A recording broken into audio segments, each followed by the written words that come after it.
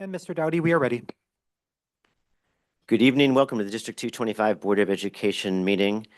Madam Secretary, would you please read the roll? Mr. Dowdy. Here. Mr. Glowacki. Present. Ms. Mullenbeck. Here. Mr. O'Hara. Here. Ms. Segwin. Mr. Schein. Dr. Steinberg. 4 members present. Item 2 on our agenda is approving the agenda. Would I entertain a motion, please? So moved. Second. All in favor? Aye. Aye. Any opposed? Motion carries. Good evening. Welcome to everyone to tonight's meeting. This evening, we have a full agenda. We have our typical opening items, which are community comment, board and superintendent reports, and our consent agenda. We have 3 items on our regular agenda. One regards our mission statement. The second are policies regarding acceptable use, student data privacy, and student fundraising. And then the third item on the regular agenda is our efforts to welcome the class of 2029 coming to us next year in 2025. Thank you again for being with us this evening. I want to begin, before we turn to community comment, with sharing the board's statement regarding last week's social media post. This statement was sent out last night and was posted on the district's websites. It was addressed to the District 225 community, and it came from the Board of Education. On Sunday, October 13th, 2024, the District 225 Board of Education held a special meeting to review a recent social media post that has instilled fear and concern in our community, as well as the district's communication about it. In particular, the situation led to questions regarding how the district evaluates safety concerns that are reported. As parents and members of this community, the board and administration treat the safety of our children with utmost seriousness. Their safety is our top priority. Our staff is deeply committed to the security and well-being of all of our students, and we work every day to keep our schools safe. We recognize that the social media post has had an emotional impact and raised alarm among some of our students, parents, and staff. We want to update you as much as we are able on the situation and our response to it. In addition, we appreciate that our initial district communication did not acknowledge the fear felt by some members of our community, for which we apologize. The school administration first became aware of the post in the afternoon of Thursday, October 10th, after a parent brought it to our attention. The administrative team immediately began a thorough investigation using an evidence-based assessment process per state law that included input from law enforcement. This process involved an extensive review of the student's situation and engaged the family in the discussion. The investigation found the student did not pose a physical or direct threat to anyone in our school community. The intent of Thursday's communication was to convey that our students and staff were physically safe. On Friday, October 11th, the Glenview Police Department released the following statement regarding its own investigation. The Glenview Police Department has investigated concerns raised about a social media post made by a Glenbrook South student. Officers have spoken with the student, his parent, and school officials, and determined no crime was committed and no direct or immediate threat to public safety exists. We understand that many of you may be seeking more detailed information about the investigation or actions taken regarding the student. While we continue to assess the situation and any new developments, along with our own safety protocols, it is important to note that federal and state privacy laws prevent us from sharing specific details about any disciplinary actions involving any individual students. Please know that as we continually strive to improve our communications, the safety of our students and staff is our top priority, and we are committed to taking every necessary step to maintain a secure and supportive environment for all. Again, that's on our website and was mailed out last night to our school community. With that preface, I move to item 3 on our agenda, which is recognition of community visitors. This is an up to 30-minute period of our meeting. We always deeply value this part of our meeting. This is where we get input. We get much input as we go along, from emails, from letters, from phone calls, from chance meetings around the village, and we always appreciate it. We do have a speaker list, which I will get to in a minute. Every speaker who's on this list has up to 2 minutes to address the board, and we'd ask you to respect that mark. Please give us your name and address, as well as your connection to the district. They are not required, but they do help us with follow-up. We remind people of a number of items regarding this period of our meeting. First, the board does not respond at this point. We do listen very carefully. Number two, please keep in mind that we maintain confidentiality and privacy, and we do not discuss individual employees or students. Please note that the board does not control the topics raised or the substance of public comment. And additionally, we remind speakers they should direct their comments to the board and should relate to district business. This is not a political forum. We also remind speakers that their comments are not automatically protected by any immunity or other legal privilege. And finally, we ask that everyone maintain civility and respect during this period. With that preface, we have 7 speakers here on the list. The first is Paul Eisenstadt. You may step to the podium, Mr. Eisenstadt. On Wednesday, October 9th, Yahya Ibrahim Hassan Sinwar, the leader of the terrorist organization Hamas, called for Palestinians and their sympathizers to resume suicide attacks on Israelis and Jews. On Thursday, October 10th, a deeply disturbing image surfaced from Glenbrook South High School. On November 11th, 1994, at Netzarim Junction in Gaza, 3 Israeli reserve officers were murdered by a suicide terrorist bomber on a bicycle. My brother was there, and he saw them get blown up. One victim was his best friend, a father who left behind 3 young children, a wife, and devastated parents. The terrorist wore a suicide vest like the one in the picture from Glenbrook South, and dressed like the individual in the image from Glenbrook South. To anyone unfamiliar with the threat of suicide bombings or the symbol of a suicide vest, I can tell you it is not a costume. It is a symbol of terror and violence, and yes, a threat. Given the context of the call to resume suicide attacks issued the day before, no one can reasonably claim the image from Glenbrook South was not a threat, at least not until it was confirmed the vest was not live. I am deeply disappointed in the district's response to this act of hate, and make no mistake, this is hate. Yes, anti-Semitism is hate. By not addressing anti-Semitism with the seriousness it demands, this administration has sent a clear message: anti-Semitism is tolerated here in District 225. Whether intentional or not, when the board fails to take decisive action, it tells the community that hate has a place here. And that message was heard. This incident is not isolated. It is part of a broader disturbing pattern. And I ask you, how many more incidents will there be before real action is taken? Our students deserve better. Our community deserves better. It is time for accountability, transparency, and a commitment to ensure every student feels safe, even the Jews. I am Paul Eisenstadt, a parent in Northbrook, and I stand against hate, including anti-Semitism. Thank you for your time, and thank you for listening.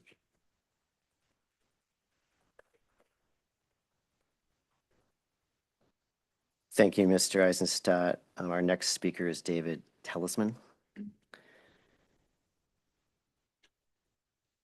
David Tellisman, Northbrook parent. Here's a picture of Hamas terrorists on October 7th wearing attack masks and battle vests. These are pro-Hamas demonstrators in New York City wearing the same things, trying to attack Jews.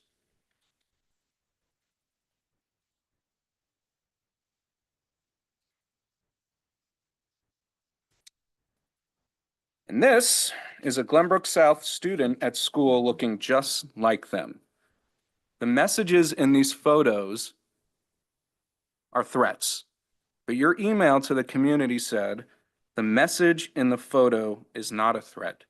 As Jews who have been under attack, constant attack domestically and abroad over the last year, especially on K-12 and college campuses, we know what constitutes a threat a hell of a lot more than you do. Don't tell us that a student emulating a Hamas or Hezbollah terrorist with a quote referencing martyrdom and paradise is not a threat.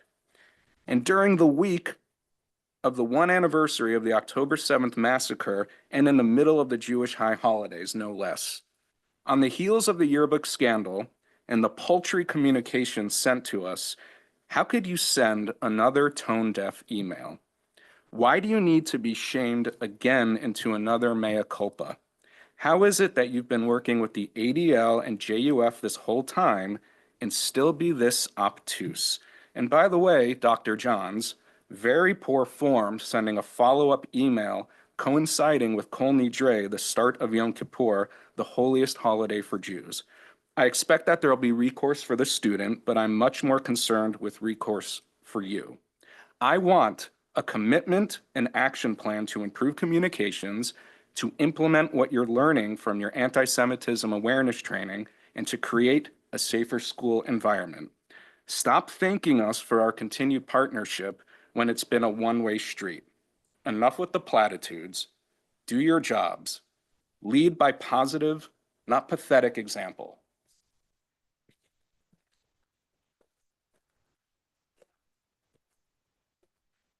Thank you, Mr. Talisman. The next speaker is Avery DeCoco, if I'm reading that right. Avery DeCoco, Glenbrook North student. 375 days later, I, a Jewish American, am worried for my safety. I, a Jewish American, am worried about wearing my Star of David necklace. I, a Jewish American, am standing here today because my people are still fighting. My people are still struggling. Not a day goes by where I don't think about the 101 hostages starved, abused, and raped in Gaza. This war is not what the Israeli people want. This war is deadly and affects Jews worldwide. Never have I thought that I would face anti-Semitism in my life, let alone in my own school district. After several incidents our district has faced, there has yet to be any action taken. Why do we continue to let students feel unsafe in their schools and their community? It's simply unfair that students must feel this way. It is unfair that I can't feel safe in my school because I am a Jew. At Glenbrook North, I am part of the Yom HaShoah Committee, where we honor and educate about Holocaust Remembrance Day for all of the junior class. It isn't political, it's ethical. We honor the lives and share the stories of 6 million innocent Jews persecuted because of their religion. In the midst of the Israel-Gaza war, we never once mentioned this conflict out of fear. It's painful to portray ignorance out of fear that we will face backlash from the student body and school community. We've been taught that we must learn history so it doesn't repeat itself. Yet, here we are again, feeling unsafe to share my identity because I am Jewish. I demand preventative actions to be taken so students like me aren't afraid to take pride in their identity and can feel safe in their school. Thank you.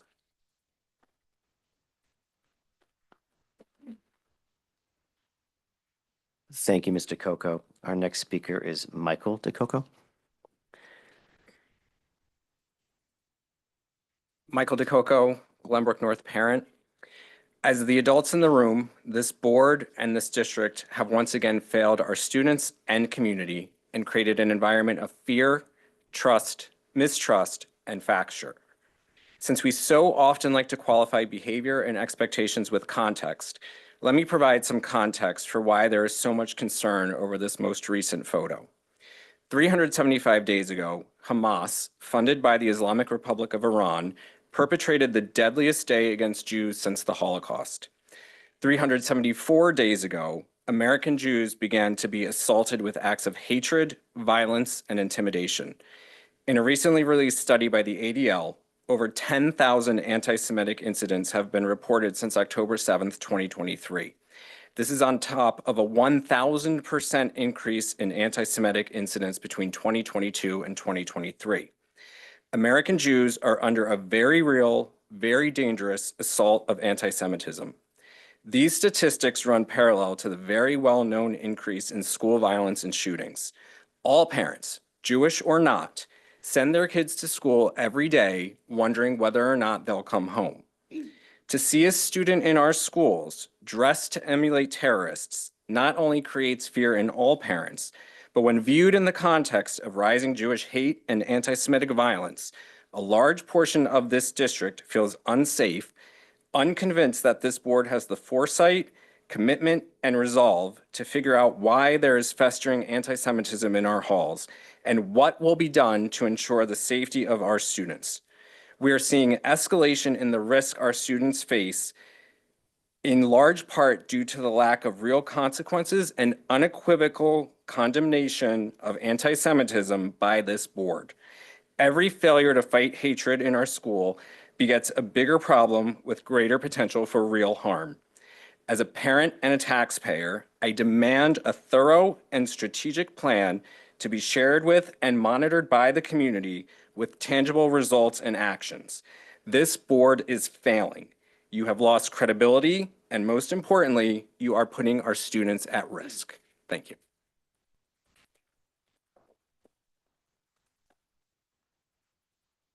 Thank you, Mr. DeCoco. Our next speaker is Beth Hope. Thank you. I'm Beth Hope, Northbrook resident. I'll begin by thanking the board for calling the special meeting on Sunday and for issuing an improved statement in response to the social media post by a GBS student last week. As a licensed clinical social worker, I cannot overstate the importance of validating the concerns of the students, faculty, parents, and families, and other community stakeholders, especially with regard to their physical and emotional safety and well-being. It is important for us to hear in more detail about the steps that were taken, especially in coordination with local law enforcement. And while I think I understand the intended message that no direct or immediate threat to public safety existed, it's crucial to understand the threat that students and others felt and continue to feel as a result of the post, and it is very real and needs to be continually addressed in order for them to feel safe and successful in a school setting. I feel the need to point out that these are not usual times. The rise in anti-Semitism across the country and locally. As a social worker and former board member at the Illinois Holocaust Museum and the granddaughter of Holocaust survivors and the parent of an incoming GBN freshman next year, I'd like to reiterate the importance of considering specific experiences and contexts of our community, the world, and the individuals and groups within it. I'd like to ask you to share what you can about how the board will ensure that the administration keeps them fully informed about these types of incidents before communicating with parents, and how overall communications can be improved moving forward. I'd like to ask for a reevaluation and clarification regarding what criteria are used to determine what meets the threshold for a threat, what is considered intimidation, and what can and will be done in these instances moving forward. We send a frustrating and hypocritical message when we tell and rely on students to report anything that is concerning, and when they do, we don't follow through in a way that helps them to feel and be kept safe. It erodes the trust with students, faculty, and families that is so crucial to their emotional and physical well-being, as well as their academic success. Thank you.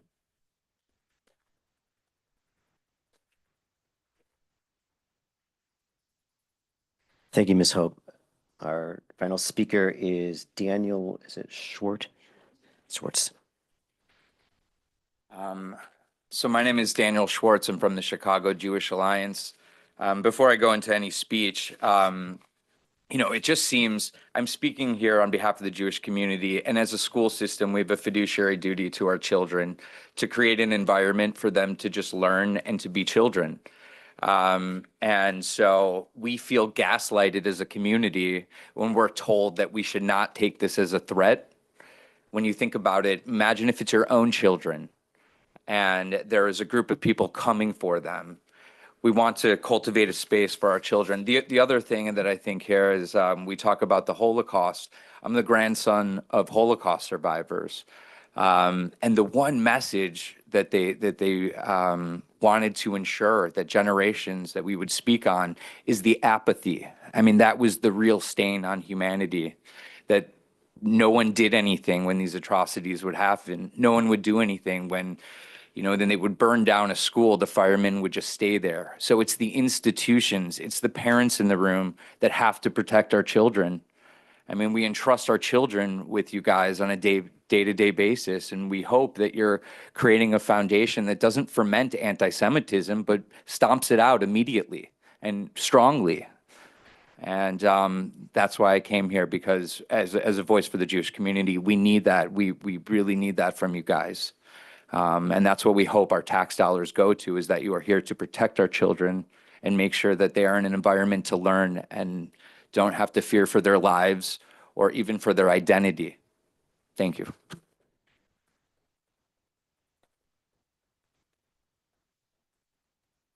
Thank you, Mr. Schwartz. That concludes our public comment tonight. We do one area we have is our directives, which I believe are online, Dr. Johns, and we continually are updating that. And we'll be having our next report on our directives, which grew out of our yearbook situation and addresses many of the issues, which we greatly appreciate people raising tonight. We're very sensitive to these issues.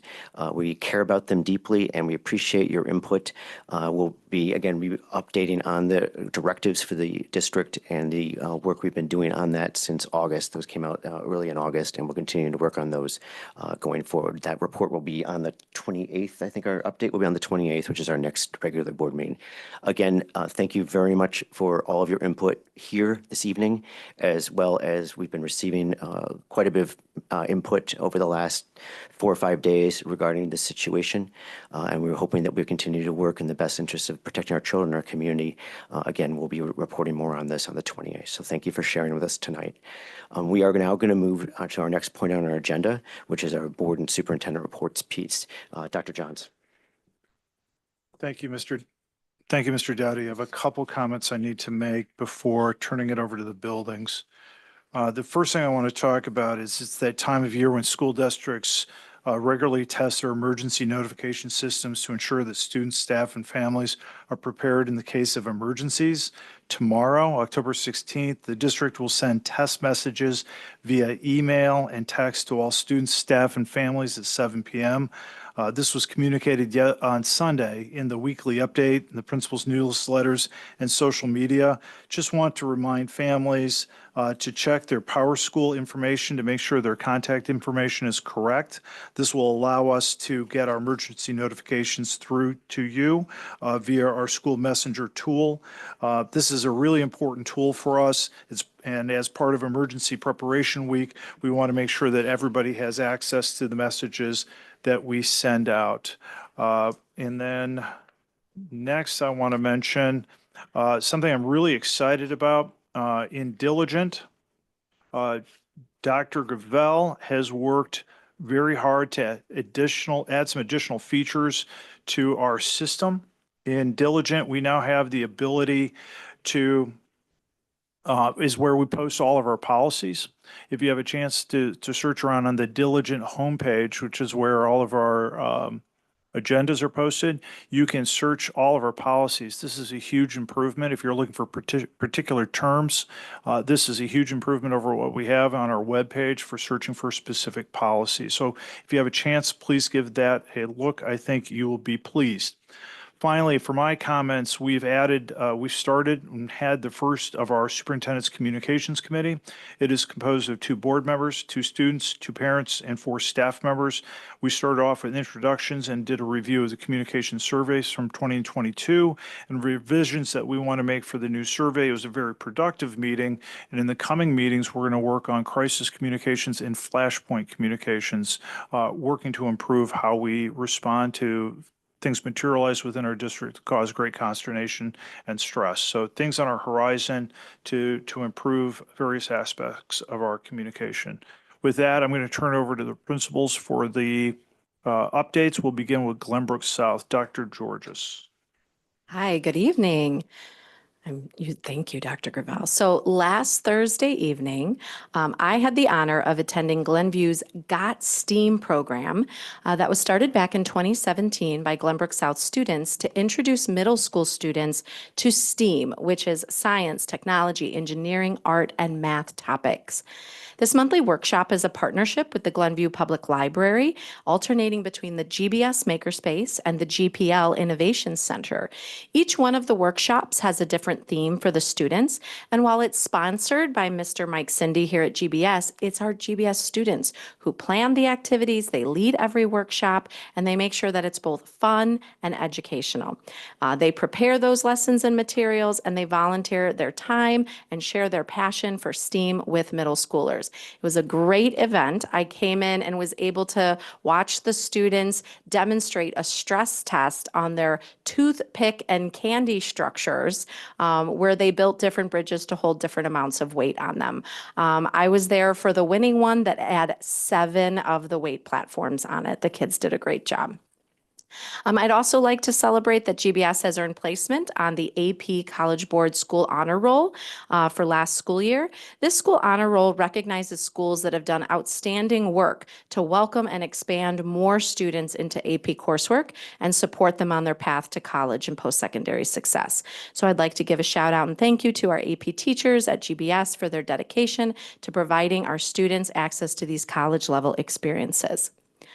Our Japanese program was awarded a generous grant of over $5,000 from the Japanese Chamber of Commerce and Industry of Chicago, the JCCC. This grant money will be utilized to promote the Japanese program by offering authentic hands-on activities, such as their very fun floral arranging, sushi workshops. My favorite is the traditional Japanese music presentations. This grant was presented to our Japanese teacher, Miss May Brines, and our Associate Principal of Teaching and Learning, Miss Joyce Kim, back on October 7th at a ceremony at the Consulate General of Japan in Chicago. Over into athletics, woohoo! Our girls flag football team finished their season 11-7 record. They beat Lakeview High School in their regional tournament 34-2. And our Lady Titans are actually, let me check the time, they're almost playing right now. Kickoff's in 4 minutes. So I cannot wait to hear the outcome of this game. Our ladies have had a great season. Over in golf, it was very exciting. Our boys and girls golf teams are heading to sectionals. Our GBS varsity boys golf team is state bound as a team for the 3rd consecutive year, which is the first time in school history. I'd also like to recognize Kevin Shu for winning the medalist honors. And in girls golf, Sanam Konahali made a late birdie on 17 and a great par under pressure on 18 to also qualify for state. So they would be representing GBS at the state tournament. And then finally, girls volleyball had a great week, winning all 7 of their matches in 4 days, which included the championship match at the Huntley tournament. So those are athletic updates. And then one more update over in the world of activities. Glenbrook South's Evan Blitz and Vivi Webb are currently ranked as the #2 policy debate team in the nation, while Luis Martinez Scarempi and Neil Patel are ranked 24th in the nation by Policy Debate Central. So I'd like to give a shout out and congratulations to all of our Titan debaters. They've had an amazing start of the season. And with that, I will pass it over to Ms. Hughes. Thank you. So one of the things that we're looking forward to next week is our upcoming, for both schools, the PSAT NMSQT administration will take place next Wednesday. So we wish our students the best of luck on that. And we also wanted to just thank our students and staff for flexibility. I know we have a late start this shorter week with the initial plan for the PSAT date to be this week, but due to other circumstances, it's because it's next week. Thank you for your flexibility with the late start this week. I also wanted to share another shared experience between GBN and GBS. This past week, there was a combined student leadership workshop on building school culture that featured Scott Bakovich, who is a speaker from California and specializes in student activities. Around 150 students across both schools met in the GBS main gym at the end of last week. And also, we're looking forward to our annual Gold Rush football game at GBS, which will be Friday, October 25th, which will be the culminating part of a long week of combined fundraising activities. We'll raise money as a combined community for Cal's Angel supporting pediatric cancer. At GBN, we wanted to wish our girls golf team best wishes at the state tournament this weekend. You may recall that they won the state tournament last year, so we are hoping for a back-to-back state win in a very supportive way, no pressure, trying to not add a level of intensity. But I'm very excited for the team to be going down to state this weekend. And also we had Alex Lee from our boys golf team who will be competing this weekend as well individually. This week also starts our comedy sports performances at GBN. So if you are looking for some entertainment, you can still get tickets. I also wanted to share, I'm going to stick on sports for a little bit. Sorry about that. I wanted to congratulate our girls tennis team. They will be hosting sectionals this Friday. We have our football team salute to service and senior night this Friday as well versus Evanston.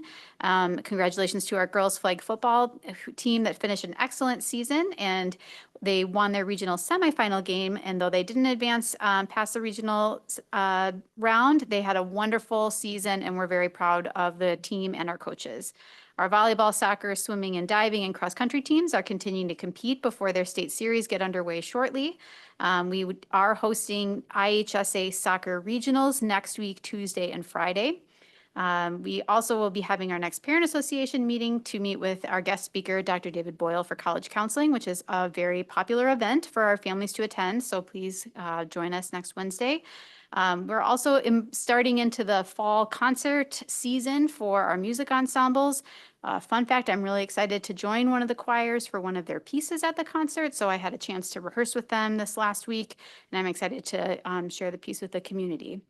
Another really great part of last week was our first round of principal advisory board sessions wrapped up. So we had over 90 students who were interested in participating in the principal advisory board and wanted to make sure that we heard all of their voices. So we met in a series of 6 smaller groups. Students shared through a format called Plus Delta. So plus, what are we doing well? Delta, what would we like to change? See, be different. And then we had a third poster for wouldn't it be great if we kind of dream big, all the different things that they might want to see. So we had a great time brainstorming many ideas that encompass strategies for creating school community that extends beyond freshman year, in the peer group model, seeing if there's a way to expand that, maybe looking at more Spartan spirit wear or discussing the parking lot and talking about building momentum for school spirit. So it was a wonderful time to gather those ideas from our students, and we'll be using those initial ideas to build some actions moving forward. And finally, I just wanted to say, since our last board meeting seems like it was a very long time ago. In between then, there was a wonderful event held by Catch that was hosted at GBN that focused on supporting student mental health and especially the impact of electronic devices. I mentioned before that it was originally planned at a smaller venue with an anticipated 80 participants. And instead, we welcomed over 300 to the CPA on that event. And what really struck me the most is we had each section filled for elementary parents, middle school parents, high school parents. It was a really wonderfully attended event, but lots of opportunities for interaction. So it was a great time to be together. Thank you, principals. A lot of great things happening in our buildings. Mr. Thank you Dowd, very much. Board members, anything at this point? I just wanted to echo the Catch program. I happened to attend it that evening and stuff, and it was wonderful that we could use our environment for that program and just the dialogue that was going on with the parents, because I think they felt they weren't alone wrestling with some of the issues. We're all wrestling with parents on how do we help our children focus and give their attention and all the things we're combating and everything. So Thank you. Anything over here? No. Okay. Thank you for those reports. I'm glad that things are going along in so many different ways very well. Item 5 on our agenda is our consent agenda. Dr. Johns, any changes in that? There's no changes to the consent agenda. Okay. I will entertain a motion. I move to approve the consent agenda. Second. Any discussion on the motion? Hearing none. Mr. Glowacki, Yes. Ms. Mullenbeck, Yes. Mr. O'Hara, Yes. Mr. Doughty, Yes. 4 members voting yes. We move now to item 6 on our agenda, which is a discussion action agenda. There are 3 items on here. The first regards the updated drafts of the Glenbrook mission and vision statements. Dr. Johns. Thank you, Mr. Doughty. Back on August 12th, the board approved the strategic plan, but asked that the administration review the mission and vision statements and make them more concise and more clear. So after receiving feedback from the Board of Education, the administration collaborated with the core planning team members to further refine the statements to make them both more clear and concise. So the process included incorporating thoughtful suggestions regarding word choice and phrasing, and additionally addressing some confusion between the mission statement and a tagline that would be used for marketing purposes. So the administration developed a separate tagline that's much shorter to encapsulate kind of the meaning of the mission and vision, and it's something that is memorable and audience friendly. To walk us through the mechanics of this and the actual phrasing, Ms. Smith can give us an update. Ms. Smith? Thank you.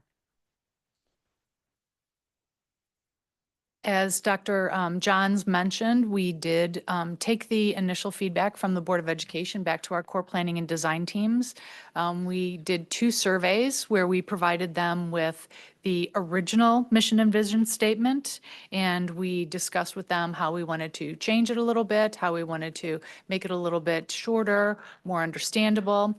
We provided them with those surveys. They gave us their feedback. The surveys were really interesting because there were some pieces where they could just go, I love it, I hate it, or I can live with it. But they also were able to provide us with some feedback on what their thoughts were, what words were really important to them. And so we took all that feedback. Susan, who was part of the team from CISO Communications, and she helped with us to kind of massage them a little bit. Then we sent them out to the core planning team again to look at. And so we had several revisions of that, and we've provided you with the final revisions tonight. So the mission statement recommendation that we have is the Glenbrooks nurture a student-centered community with engaging, authentic learning experiences that empower individuals to grow, develop their voice, and contribute meaningfully to society. Now, as part of the memo, we provided you with kind of the evolution statements, so you could see where the committee was with where the original statements were, how we updated those, and really some feedback on it, where on the mission statement, our team really wanted some clear accountability, that the word empowering is replacing provide opportunity for individual purpose. They wanted student feedback and empowerment because they felt that we had to have students that were empowered to contribute to their own success, that the success did not happen to them without their contributions. The mission-focused reference to society aligns with the idea of impactful contributions. And they really felt that it was important in the mission to have this growth and purpose to it, where our students were able to grow, develop their voice, and contribute meaningfully to society, which is not only the society within the schools, but also the society after they leave our district. Then the vision statement recommendation was we inspire each learner to apply their abilities, knowledge, and skills, promoting collaboration, adaptability, and a broader understanding of success to positively impact our community and the world. And if you remember, a vision statement is really aspirational. This is what we want. This is what we're dreaming. This is kind of what Mrs. Hughes was talking about with her group of students, that was like, if we could do anything, what could we do? And so this is something that our students were really passionate about with this particular statement. We had used the word bridge, and they wanted us to replace the word bridge. The phrase apply was used instead of bridge. They switched demonstration to expression because we felt they felt that when we said they demonstrate their learning, that there was something really tangible, that you're handing in something, you're creating a piece of pottery, you're doing a paper, and they really wanted our students to be able to express their learning. Added collaboration and adaptability. They felt that was really important in this day and age, that our students be able to collaborate and be adaptable. And they felt that we were able to simplify it for clarity. And finally, as Dr. Johns mentioned, we did, as a team, as a cabinet team, we created a brand tagline. This is not something that we went to the committee with, but really the brand tagline has to be concise, and it's something that takes that mission and vision into account, communicates the essence of the brand, and it is something that would be used in our marketing materials. We've been waiting for the mission and vision to be able to launch our marketing materials related to the strategic plan, but we really felt that this tagline and kind of encapsulates all of the work that was done by the committee. And that is Glenbrook High School District 225, a legacy of excellence, a future of innovation. Really the team felt that we had to honor the legacy and the history in this district, while at the same time understanding that we have to move our district forward. So that concludes my presentation, and we hope that the board will be able to approve this as part of the consent agenda at the next meeting. So I'm happy Dr. to take Johns, any anything you want to add to questions. that? First of all, I want to thank Ms. Smith for the amount of work that she has put into and the many cycles of vetting and rewording and massaging this that she's done with quite a large group of stakeholders for several months now. I think that we've actually done some research on the amount of words that are normally in a mission and in vision, and we're well within the norm. We have found a degree of conciseness that finds a sweet spot between not being too verbose, but still having enough meaning. And I'm glad that we have a tagline that I think we all know that a legacy of excellence is a phrase that we have to maintain. That has to be a part of anything we use in our marketing materials, because that truly is something that's everyone holds on to in the Glenbrooks. And we know that there is a complex, vast future ahead, and we want to prepare our students for it and innovate towards it. So I think we have here a mission vision, which we're going to ask the board to approve at the next meeting. But the tagline is something that, from a marketing communications perspective, we'll be using in the upcoming months. But I really think there's a lot of work. This has been heavily vetted by stakeholders. It's been through the ringer multiple times, and I think it's ready to go. So I'm going to edit everything. No, I'm kidding. Thank you very much for all the You have your work. red pen, Mr. Dowdy. Yes, I do. Very, very big and bold. I only have one thing, but I just want to hear others. How did folks, I'll start with Ms. Mellenbook. I recognize this was a lot of work, but you can see that all of that work paid off because this document, just walking through each step, you can see the improvement in each iteration. And I feel as if where we've ended up is where we started was great, but this is better. And I think it is clearer and crisper and doesn't get so bogged down in some of the floweriness, I guess, of some of the earlier versions. So I'm really pleased with where we ended. And I very much like the tagline. As Dr. John said, I do think that we need to recognize the history. It's so much of what the district is, but we're always reaching for more. So that pretty much sums it up. I did have a couple of questions. One is with respect to the surveys that went out to the core planning and design teams. I noted that you got responses from about 2/3 of the participants in those teams. And I know that the folks who worked on those teams were very invested in this work. And it just seems like a relatively low turnout, I guess, on these surveys. I kind of feel like I would have expected more of them to want to bring it over to the finish line. So I'm wondering if you can shed any light on to what that was, or if my expectation is unreasonable, which is also possible. No, I don't think it's unreasonable. I can tell you that the people who did participate really participated heavily. We had a lot of students on the committee who graduated last year, and we did not hear from those students. So we can kind of take that out of the equation. But and there were a couple of community members who we did not hear from, even though I reached out not only as a group, but individually to try to encourage them to participate. But I did feel like we got good participation, especially from the parents who were on the committee, really were very thoughtful in their responses. It does not surprise me to hear that you may not have heard back from the college students. They got some stuff going on. They do.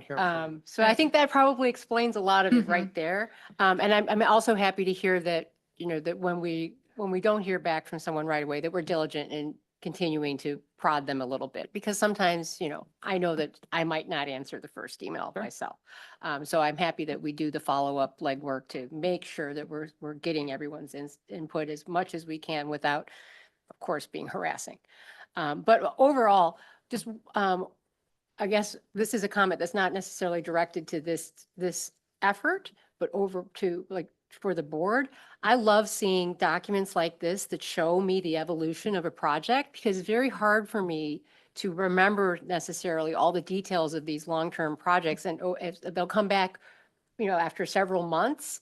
And I'll like, gosh, I remember I commented and there was an issue, and does this really address it? I don't know. Do I have my notes? This puts it all right there, and it makes it so much easier for us to look at something and assess it. So I appreciate that, and I would encourage that as much as possible when we're working on long-term things that are coming back to the board repeatedly, to use this kind of format, which really helps us, I think, understand the evolution, where we've come, and, also will prompt us to remember a little bit what we might have said in the past, and does this really address that?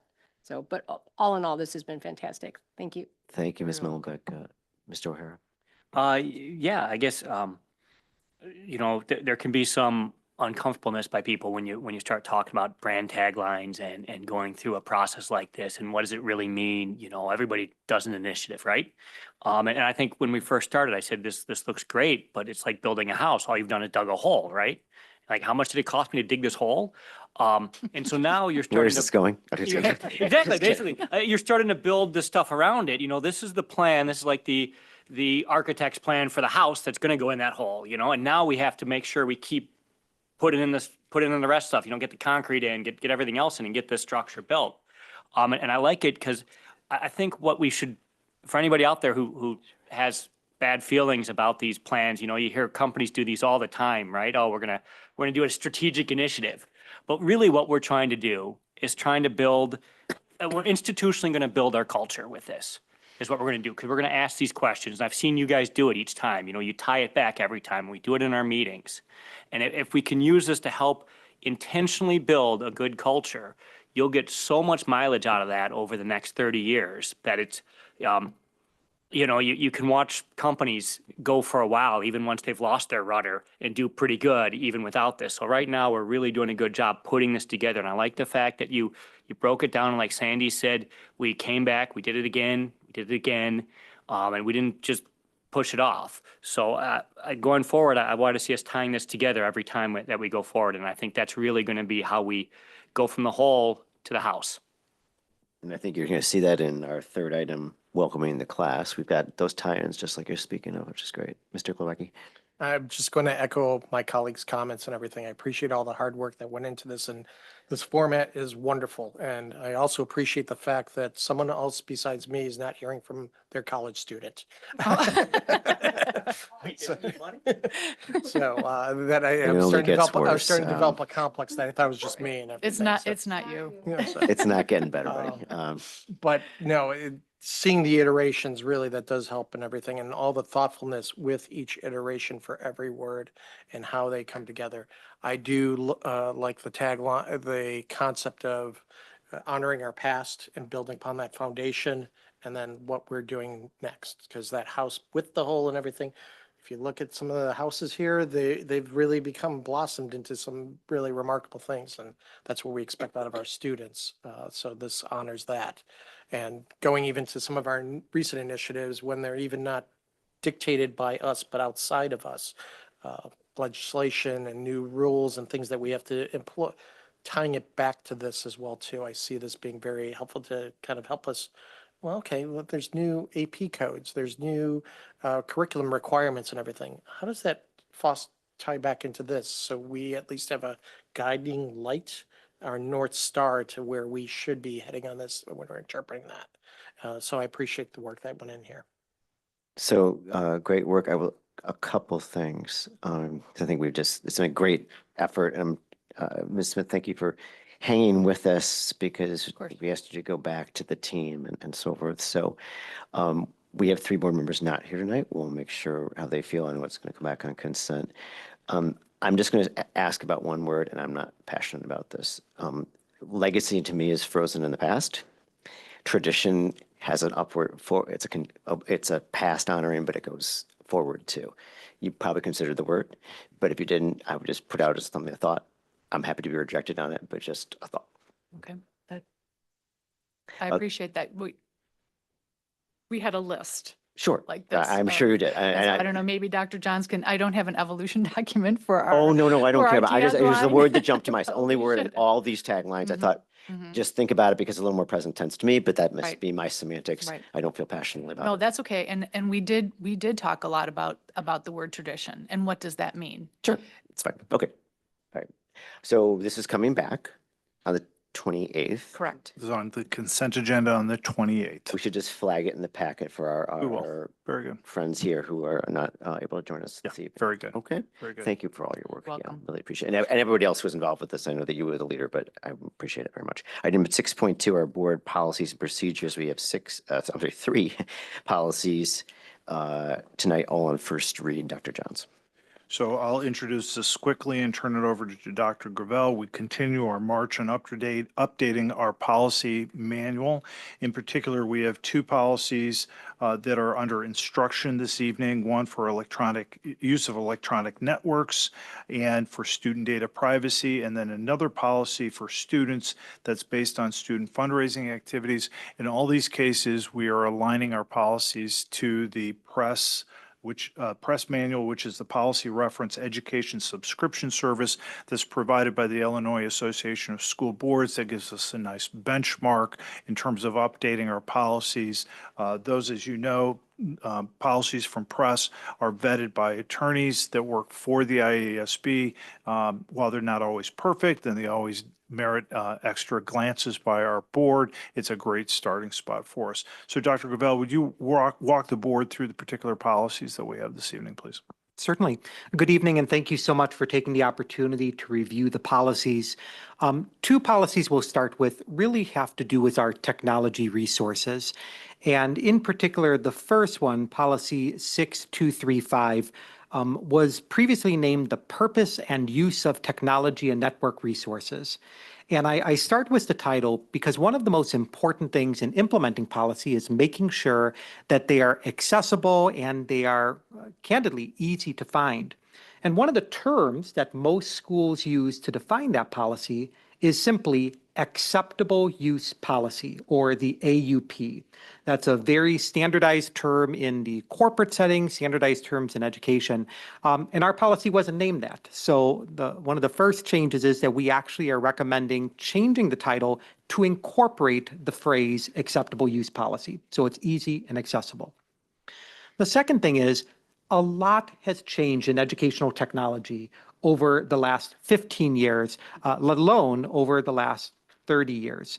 And the school district's electronic network resources policy was originally drafted in 1995, and much of the text still exists in our current policy that was most recently updated, if I recall correctly, in 2011. So in looking at what the press model policy had, and looking at situations that our school district has experienced in the past, and in looking at what technology uses our students will have today and into the future, we decided it was best to start with a complete rewrite of the policy. We did utilize press kind of as our framework. Then we reviewed all the elements of the existing policy, especially from our lived and learned experiences. We incorporated them in. And then there's also some model acceptable use policies that have been drafted by state level educational technology organizations, as well as a national technology organization known as COSIN. And so we put all of that together and worked through it. It is an extensive policy. It is extensive from the concept that, especially when it comes to schools, schools utilize an AUP not only to manage technology conduct of staff and students using district-issued devices on premise, but there's also times when the AUP addresses the use of district technology equipment outside of the district or having that connection to the school district. So it's not just using the devices here, it's overall use and impact on the school environment. Along with that policy, there's another policy the board adopted last year, and it's known as Student Data Privacy and Security. This policy provides important protections for our student information and our staff information, ensuring that any system that's collecting student data, accessing staff data, has been vetted to make sure it's meeting industry standards for information security. Candidly, every other day, unfortunately, in the press, we're learning of another situation where data has been compromised. The Illinois General Assembly has recognized that and has established a pretty clear, high bar for school districts to follow, especially as more and more solutions that we rely upon are living in the ubiquitous cloud, if you will. And so this policy doesn't have a lot of substantive changes because it's recently adopted, but we did add some statutory citations that weren't previously in there. And we changed the number to align with press. So again, we're continuing in that direction of as updates come through press's 5-year cycle, we are identifying the right policy that we need to review for potential changes. The final policy presented before you addresses something that the school district did not have a policy on, though we did have informal procedures, if you will. And that has to do with student fundraising activities. Throughout the school year, our students at Glenbrook North and Glenbrook South perform a wide range of fundraising activities. Sometimes those proceeds are directly benefiting a student trip in which they hope to go on that same year or in the future, so establishing their own account, which supports other family contributions. Other times, students are fundraising to support a special initiative of a club or organization. The most common fundraising that happens that our community will recognize is each one of our classes, for instance, the class of 2025 will be raising money ultimately to leave a lasting legacy through a gift for the school. And so when we are creating fundraisers, there's a variety of I's that need to be dotted, boxes that need to be checked. And the procedure is presented here through the policy, identify our current practice, but also streamline situations so that when we have new sponsors, they know what the rules are that we follow before we go out to fundraising. And just on a very high level, we want to make sure that we don't have a large amount of fundraisers going on concurrently. That's especially true in situations where we might have the typical bake sale that's happening. You don't want 5 bake sales at the same time. You want to space them out. So too is true if you're doing what we still have magazine fundraisers and different apparel fundraisers or discount card fundraisers. We want to make sure that there's not overlap so that ultimately the student organizations that are putting forth a tremendous amount of effort are able to get some good reward on their work. One other element that oftentimes can be missed in this policy, and I just want to call it out, is even though we have high school students, we still have a responsibility in fundraising to ensure that they are safe while they're going forth and doing that. And so you'll notice there is some language in here that discourages door-to-door fundraising as a result of the inherent challenges that might be associated with that, whether it's simply crossing busy intersections or whether it be making sure that one student is not going out on their own. There's some expectations that we shouldn't be going down that path. And candidly, many of our fundraisers have transitioned to online links that you're able to text out, email out, and so on and so forth. So those are the 3 policies that are presented before you. The student fundraising one is brand new, but respects our current practice. And then the 2 technology ones are really getting us up to speed for where we need to be. The one last thing that I will share is one of the important steps in policy development, especially with respect to the AUP from a student and staff perspective, or fundraising from a student or from an activity coach or sponsor perspective, is that we need to make sure everyone is aware of these changes that have been made.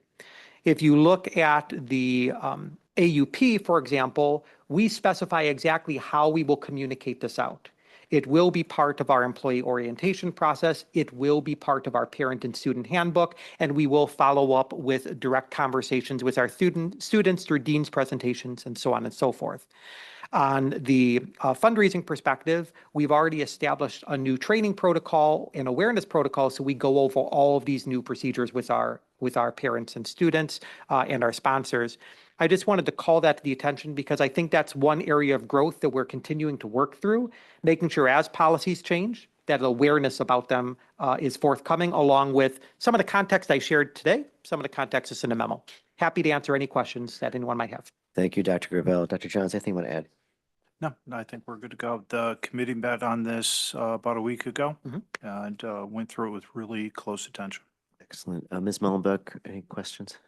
I just had, I'm sorry, I just had one question about the first policy. Mhm. And this might be just, this is more curiosity. There's an indemnification section. Do we expect that we'd actually be able to enforce? Yeah. I'm So just- this question came up in policy. Okay. Too Um, many lawyers on this board. That's, that's okay. So at the end of the day, many of us agree to indemnification clauses when we're accessing networks. We do so with a lot of fine print when we're connecting to a network. It is standard language that all of our high school districts use that are part of our consortium. And yes, there are situations that have been, we'll just call them very regional, in which indemnification was necessary and was sought after through the court system.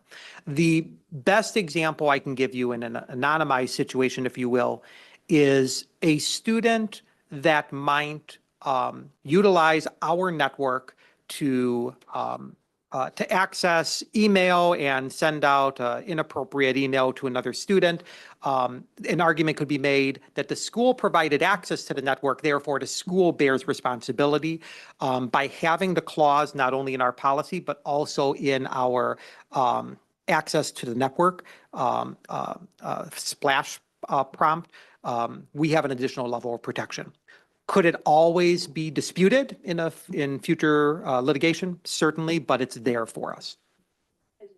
Yeah, that specific question came up. We had a good conversation on it. Policy's fun. Mr. O'Hara, you had enough in policy committee, huh? Okay. Mr. Glowacki. No, I appreciate the policy committee's work on this and especially with the new policy on the fundraising and knowing the Los Virgenes cheer and dance team in California and how they use that, where Uncle Pete sends in funding all the time for their programs. I know He that. needs his own line of revenue, I Yeah. think. So we will Yeah. send you some links as So well. now we'll be starting to share it back fair. with them and everything to have some of that go back. No, but it's glad that we're adapting to current concerns and matters and everything. So yes, the indemnification, I know it's also subject to, depending on the systems and everything else, also various changes that are happening constantly in the laws as well too. So I'm glad you guys thought about that and debated that. It's nothing more exciting. You have no idea. So anyway, so these will come back on consent, Consent on, forgive me, the 28th, 29th? 28th, yes. 28th. It's 13 days out. Okay, Dr. Jones, nothing else on your end? Nothing else there. Terrific. Thanks for all the efforts. Thanks. And I for doing just this. had one note for our policy committee. I'll be following up. We have a few more policies in the queue for us to have an opportunity. So before we end tonight, I'm going to check A out. few has an interesting spin to it. All right. Just a few. All right. Okay, item 6.3, we're talking about welcoming the class of 2029. It's great to we're already on top of this. Dr. Johns. I'm really excited about this next topic, and I'm very pleased that we're talking about it already. Some really important work has gone into this. Nearly all of us in the room have sent students to high school, have sent a first child to high school, and probably can still remember the anxiety that felt. And all of us have helped parents through that process and can empathize with how that feels for them. And we want to make it as smooth and painless of a process as possible for everyone involved. Good. And so our education services team and our district office team have worked really hard on cleaning up and packaging into one process, one 10-step process, what that transition is going to look like, including all of the components, because there's some changes. You know, I remember by the time I got to my third child, transition to school was you go down the street and take a left. And stay away from your brother. And but we've made some changes, and there's changes that we're making in response to state law this year that will make things look different for families, and we want to give them ample time, ample communication so that they're prepared, can help their students through this process and feel really good and confident about it. So I'm going to turn it over to Dr. Adrizi, who's going to walk us through the preparations that have been made to make sure our future Spartans and Titans have a really great start. Dr. Adrizi? Thank you, Dr. Johns. Yes, I'm excited to share the collaborative efforts underway to welcome our incoming class of 2029 and ensure they are fully prepared to join the Glenbrooks in August of 2025. This approach highlights a strong partnership between teaching and learning team and our student support services. Lara, our director of student support, has been working with our associate and assistant principals of student support and the counseling team to provide services and ensure a smooth transition into high school.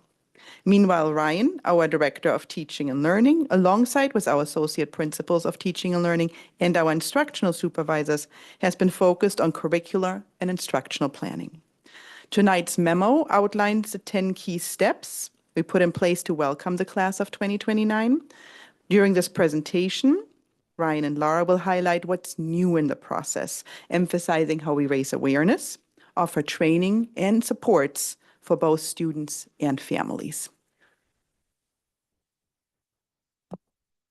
Good evening.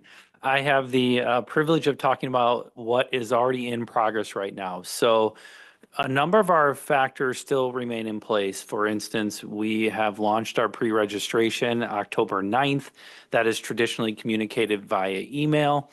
And along with that launches our class hub for incoming freshmen. That's a really nice place. So now all communication tends to funnel to that area as more information becomes available. That becomes a spot, and that's under resources on the websites. But we're really excited about something new. The pre-ACT 8 has begun at our feeder schools. They've been administering it. And that work actually began in May of this past May, where together as a township, this is something new we haven't done. We collaboratively wrote a message that went out from all the sender districts that was co-written by our district and them. And then a follow-up one in September went out to all incoming ninth grade families. That helped them to understand what the pre-ACT 8 was, what's on the horizon in terms of our full registration process, as well as you have this new exam coming up that you're going to be taking in October. We've also along the way added town hall meetings, the first of which was a planning coming together, curriculum leaders, technology leaders throughout the township to really anchor what we were going to do so everyone was clear about our APA guidelines, our pre-ACT 8 work, and the administration of that by the sender districts. We've continued that work this year with 2 additional town hall meetings that include the township principals, the township curriculum leaders, and again, the township technology directors, so that we're all able to learn from each other and prepare as we lead forward. It's a honor to say we've had 3 districts already fully administer the pre-ACT 8, and today they shared with our large group that it was painless was the direct quote. Like, For whom? for I did not ask that follow-up. Student perspective, Mr. Braytag. Mr. Dowdy, I took it as a win when they said it was uneventful and painless. I hate to be a killjoy over here. Keep going. But yes, so that was great news to hear, and very exciting news for the other districts who are about to begin the process this week and into next week. So we feel that we've really done a great job together as a township, making sure that families were aware, but also that the township was prepared for this new endeavor in the world of APA. Okay, good evening. So coming to a TV screen near you soon is going to be our webinar series that will be facilitated by both Ryan and myself. And there will be a series of 3 webinars that will be open to the class of 2029, as well as all current students and parents. And each webinar will have obviously a different focus. The first one is going to be on navigating the platform, which is School Links. Although families and students have already received communication about how to log on, how to access, and some of the highlights, we'll be able to do basically a live demo for the families and get them engaged in the process. All 3 of the webinars will be posted to the website afterwards for any family members who can't join. The dates for that will be coming out very soon, and we'll be communicating the entire series with our families. And the other 2 webinar series posts will be December and January. They actually work in tandem. So December will be where we introduce our families to the course guide before they receive their letters with all their course recommendations. So it'll help them navigate, what do our levels mean? What's accelerated honors? What's enriched honors? What is CCR? Our course titles, bless you. And as well, this will be where we have our print guide. So where would those be available? Where do they find it online? So that gives them between December through the middle of January to have access, bless you, to all those different features so that they have time to prepare. Then January 17th, as the memo said, families at 4 o'clock will receive their recommendations. It's very important, that 4 p.m. number, that time. And then the week of January 20th, we'll hold the final webinar, the final step in the webinar, which will be actually the process for them to go, what does all this mean? We got our letter. What do the test results mean? What do our course request, course selection process, what does all this mean for us now that we have something very tangible in front of us? So our hope is that this new webinar series that we've laid out really brings our families along on this journey, as opposed to drinking from a fire hose, so to speak, by all this new information. Okay, and so finalizing what we used to call course registration, we're actually calling course requests now. I'll explain that in just a second. Such an exciting time of year where the counselors are meeting face to face. The one piece we don't want to lose here is that face-to-face communication. We have talked for years about going to an online platform for the course request process, but we don't want to lose that face-to-face communication. And so the counselors will still have 2 touch points with the incoming class of 2029. One is more of an informational visit to share information about the registration process or request process. And then they'll meet individually with each student to actually select the final courses. New this year is there's a little highlight of the infographic that we're going to be sending home, mailing home actually. We wanted to get back to the days where parents or guardians could put something on their refrigerator with a magnet, if magnets still work, so that they could see the entire year at a glance. And so we were able to simplify that process down to 10 steps, but it really takes our families from today, or actually last week, all the way through till orientation in August. And that way we are proactively communicating with the families about what is to come, and that there is alignment through the district for all of these 10 tasks. So that will be heading out to families later this week or next week. All the details of the 10 steps are in the memo. We really just wanted to highlight with our presentation what is new. So thank you. This is for informational purposes only. Thank you, Dr. Dreese. Dr. Johns, anything you want to add? Well, I want to thank the 3 leaders that we have here today, but also the people that they've worked through to make all this happen. I am especially pleased with how they are trying to make things better and easier to interact with our district, to make that transition process better. I'm really glad to see the level of collaboration that we're reaching with our sender districts. One of the things we're really fortunate about is we do have a close-knit group in Northfield Township, and I want to see that get as strong as possible, and they're leading the way. And I think that's represents where we can continue to grow, but where we want to continue to grow for the well-being of our kids. And I think this year we've made some great gains in that direction, and I want to keep it going. So, Dr. Gravel? I had one other thing. Mr. Dowdy had called it out. And so if I might be indulged for just a moment. I'm not sure I'm about to get credit or blame, but here we Are you go. going to make Mr. Dowdy take the, oh, this I'm- is good. This is good. Thank you. This is Thank you, good. Dr. Gravel.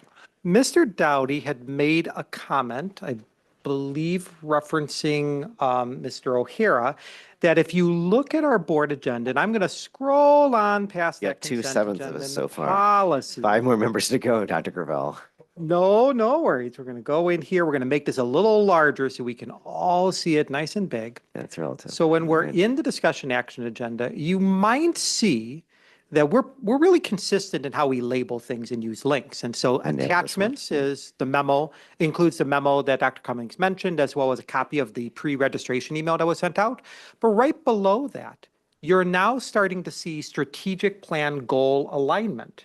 And if we go a step further and I click on it, you again will see the goal and you'll start to see some areas where we'll be populating for outcomes and actions. But you'll notice that the board agenda is linked. Now, that may not look or be very exciting right now, but wait, there's more. If we go to the board's main page and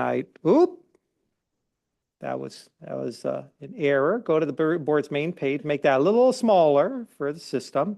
And I scroll on down and I go here to the right side.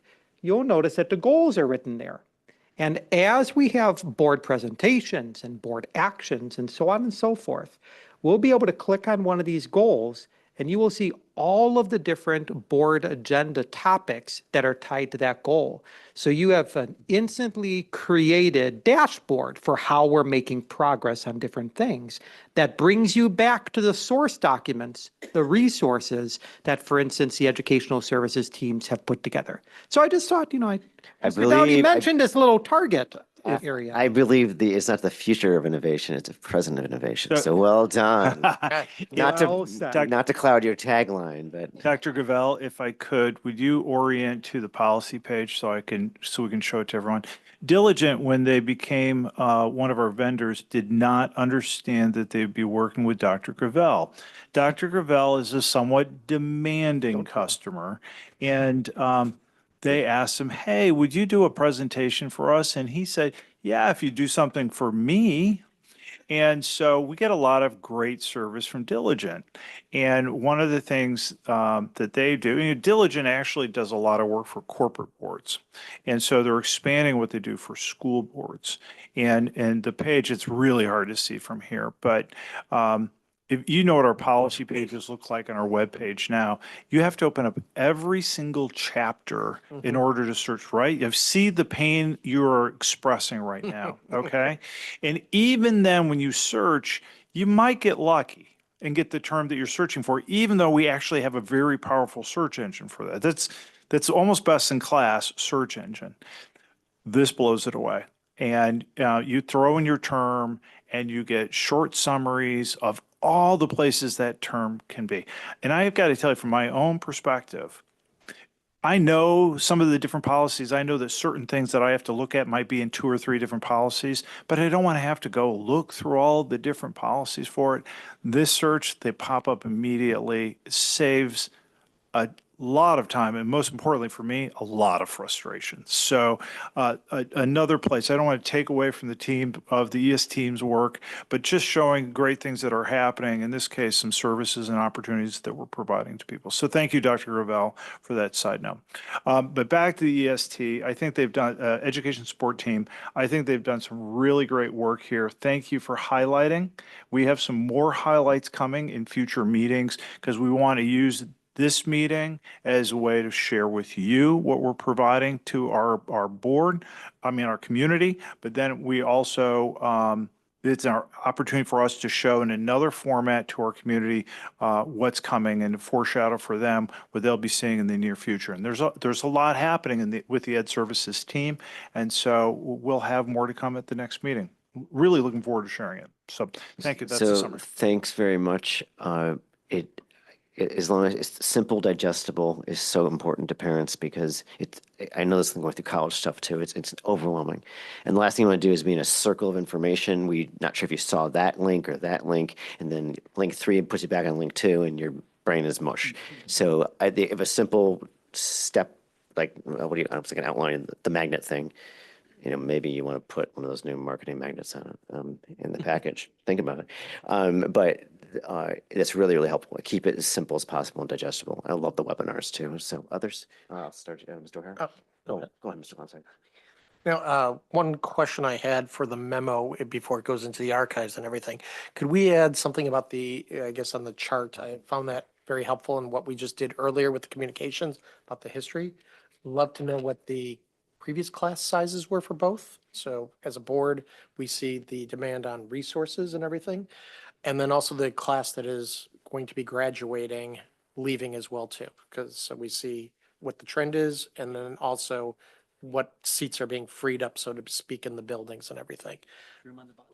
Yes, exactly. I have that information. I can, if you guys. Yeah, have if it me could just be tomorrow, I amended to can get this that. and everything and get it out Yeah. to the board, but subsequent reports like that would be just wonderful. So we have that context as we're wrestling with a lot of things. On the checklist, one recommendation, and RJ's gonna love me for this one. Under where we were going under, let's see, nope, not registration. Where was the immunizations and all that fun stuff? Step Close to 9. July. Step 9, okay. Step 9, under the families who have questions, I would put a plug in there for our health center as well too. If I told you you'd love me for this one. Well done. Yeah. All right. Oh. So, no, but we did all that work, the entire team did all that work and RJ, everything. did you know about the health center? Did you ever, anybody talk to you about that ever? Okay. That's a great idea. That's a great. And then shifting to RJ's other item, he was showing diligence and everything. Question I have on that, I love the targets and linking that all back to board policies and the school district site. I'm getting now asked about the schools themselves and initiatives they're doing. Does that feature extend to?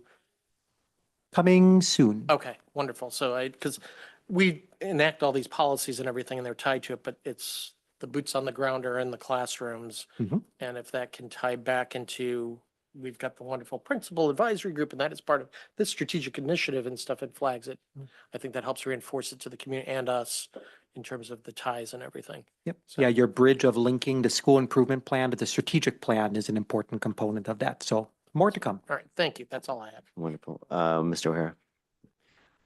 Yeah, real quick, can you remind me what the counselor to student ratio is on, Is it 250 or something like that? Oh, sorry.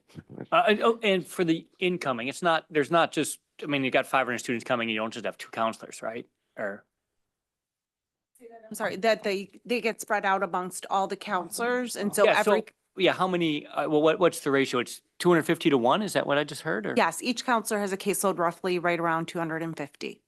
is that, For a Of short the- period of time, they have the seniors as well as the incoming freshmen, so it's higher at that point. okay, so normally they have 125. No, sorry. Okay, They always have 250. They don't really consider the incoming 8th graders on their caseload until the following August. okay, so for the parents though, for the students who are coming in, there's going to be 2 counselors handling them.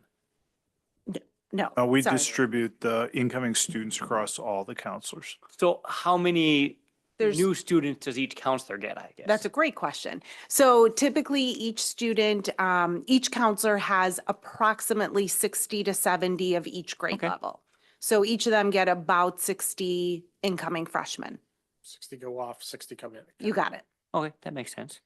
And then I noticed on the first page, you mentioned that there's a link where they can find it. And then it also says that it's mailed to the families. Is that just snail mail? Or are we doing also like the districts probably have their email as well, right? So the school district does utilize standard US mail. To be candid, the attractiveness of our school district does require us to utilize US Mail to validate residency from time to time. And so the letter that Dr. Cummings will send out will be US Mail, and that'll be one of our checks.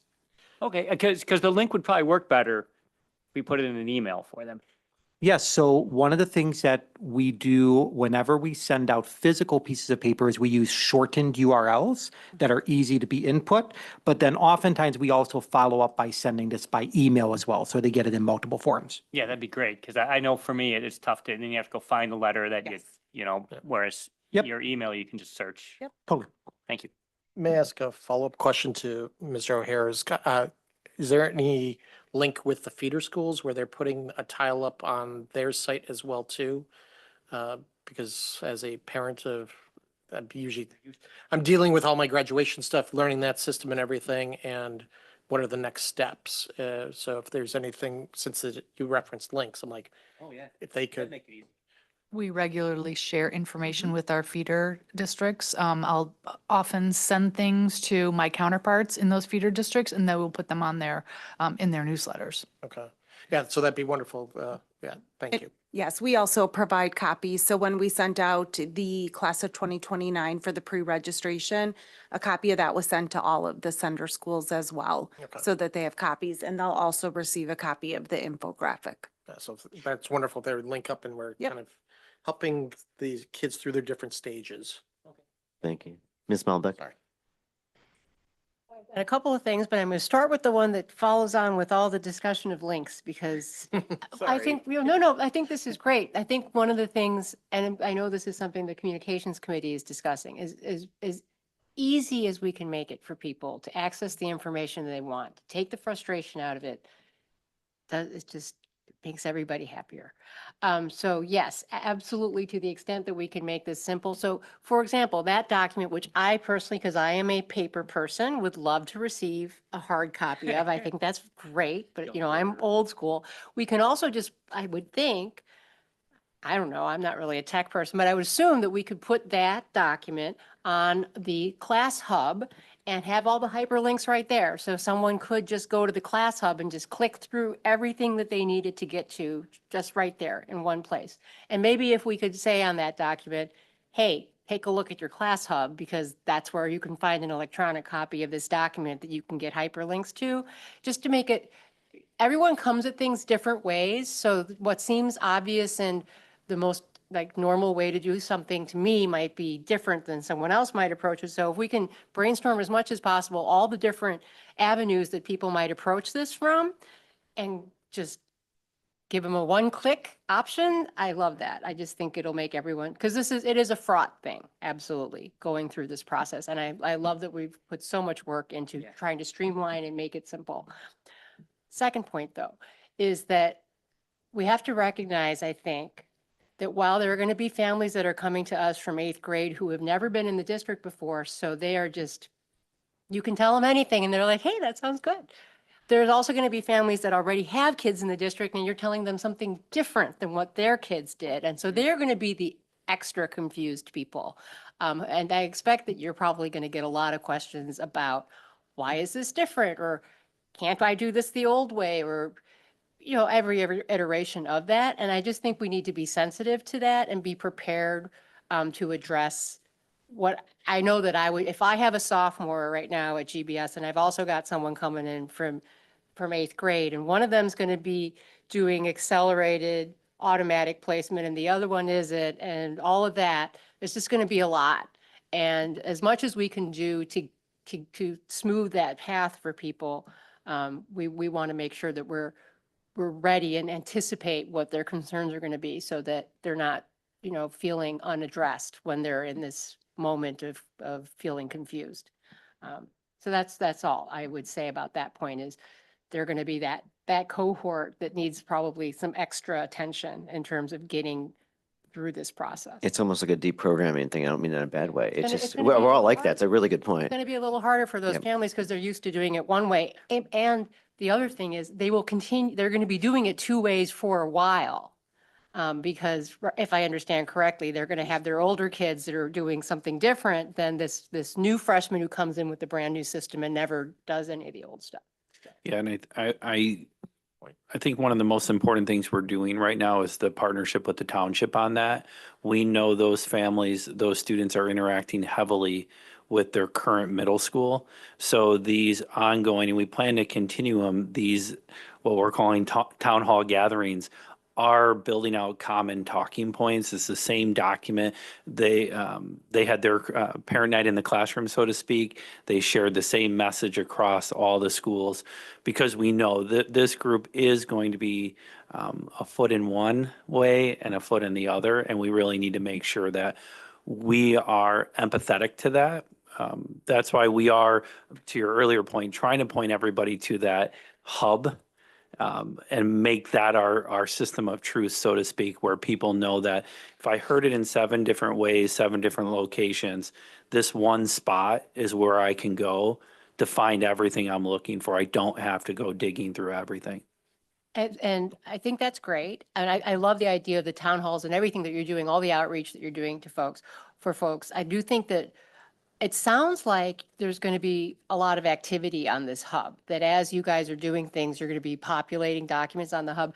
And I would encourage you to either make people aware of that they should be checking the hub regularly, like, just check it out every couple of weeks because, there's stuff getting populated, or really call out the important new updates. Because if people are not knowing that the information is there, they have no reason to go look for it. But then all of a sudden, it's been on the website for a month, but I have to sign something by tomorrow, but I'm out of town, I'm on a business trip or whatever. People get frustrated when that happens. They want to feel like they're being included in the process. They're not being, things aren't sprung at them at the last minute, So to the extent that we can make sure that we're just making it as simple as possible for people to get the information they need when they need it.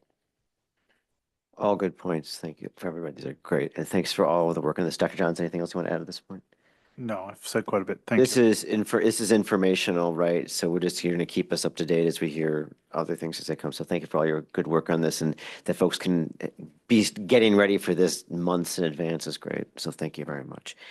Item 7 on our agenda is a review summary of the meeting. We did have community visitors speak tonight. We had 6 speakers this evening regarding the Snapchat posting and communications that we've gone through. Again, for those listening, we did send out a communication last night from the board, and we have posted on all of our websites regarding this, and we will be addressing ongoing issues that are related to a number of topics that were raised tonight that are part of addressed by our directives, which will be updated on the 28th of October. We know how important these issues to us, and our safety of our children is of utmost importance, and it is for everybody in this district. So we take everything we've heard tonight very much to heart. We had also our burden superintendent reports. We've heard about doing drills and our updates with the diligence systems, the communications committee, whose importance could not be more significant as we improve our communications at every level of our district. We heard interesting things about a STEAM program. It's wonderful to hear that. Funding for Japanese programs, all sorts of athletic endeavors, debate recognitions, work on the PSAT, school culture, college counseling, and concert season coming, principal advisory groups, and other things as well. Just tremendous work going on in our schools, as always, and we're very proud of that and want to keep up the work. We discussed our mission and value and taglines tonight. They'll come back on the 28th for approval. We talked about 3 board policies, all up on first reading. Those will come back also on consent on the 28th. And finally, we got the update on all the different things we're doing for the welcoming of the class of 2029. Item 8 is possible topics for future board meetings. Please let me or Dr. Johns know any of those thoughts. Item 9, closed agenda. We do a closed session tonight to consider the appointment, employment, compensation, discipline, performance, or dismissal of specific employees of the public body or legal counsel for the public body, including hearing testimony in a complaint lodged against an employee of the public body or against legal counsel for the public body to determine its validity. Collective negotiating matters between the public body and its employees or their representatives, or deliberations concerning salary schedules for one or more classes of employees. Security procedures and the use of personnel and equipment to respond to an actual, threatened, or reasonably potential danger to the safety of employees, students, staff, the public, or public property.